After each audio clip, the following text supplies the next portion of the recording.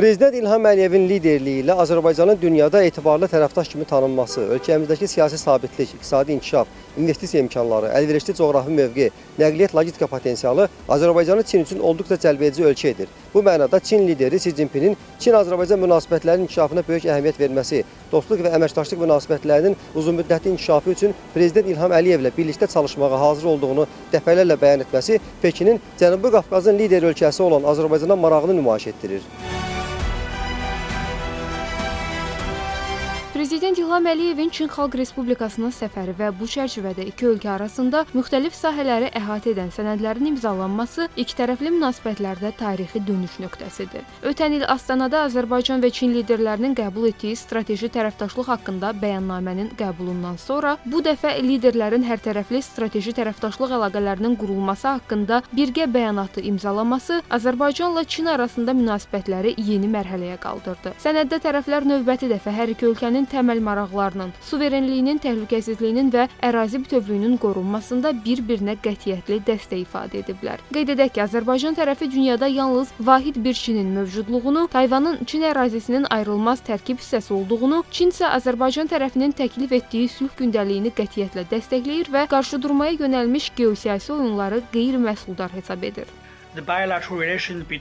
Mənim fikrimcə Azərbaycan və Çin arasında ikitərəfli əlaqələrin parlaq gələcəyi və əməkdaşlığımızın perspektivləri var. Çünki biz illərdir birgə əməkdaşlığımızı uğurla həyata keçiririk və bundan çox məmnunuq. Prezident İlham Əliyevin Çinə səfəri çərçivəsində tərəflər arasında mühüm sənədlər imzalanıb. Hərtərəfli strateji tərəfdaşlıq haqqında birgə bəyanat Azərbaycan və Çin münasibətlərində yeni bir mərhələdir. Eyni zamanda iki ölkə arasında imzalanan və müxtəlif sahələri əhatə edən digər sənədlər gələcək əməkdaşlıq üçün mühüm əhəmiyyət daşıyır.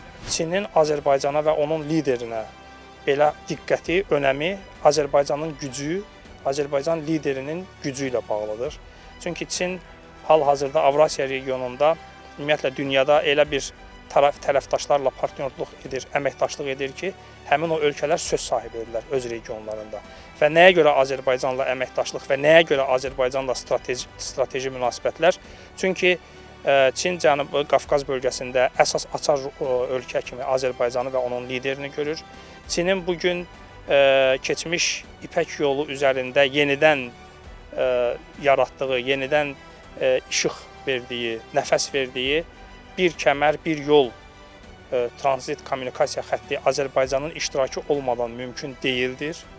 Səfər çərçivəsində imzalanan mühüm sənədlərdən biri də Azərbaycan Respublikası hökuməti ilə Çin Xalq Respublikası hökuməti arasında ümumvətəndaş pasportlarına malik vətəndaşların vizadan qarşılıqlı azad edilməsi haqqında saziş oldu. Sənədə əsasən Azərbaycanla Çin arasında viza rejimi ləğv olunur və artıq vətəndaşlarımız Çinə vizasız səfər edə biləcəklər. Əlbəttə ki, bu tərəflər arasında ticarət, turizm, mədəni və digər sahələrdə əlaqələrin inkişafı baxımından olduqca vacib qərardır. Viza rejiminin aradan qaldırılması, yəni hər iki ölkə vətəndaşları üçün hesab edirəm ki, bugün imzalanmış ən vacib sənədlərdən biridir. Və bilirsiniz, bu imzalanan sənədlər təbii ki, bir tərəfdən dövlətlər arası münasibətləri tənzimləyir, dövlətlər arası münasibətlərin dərinləşməsinə xidmət edir.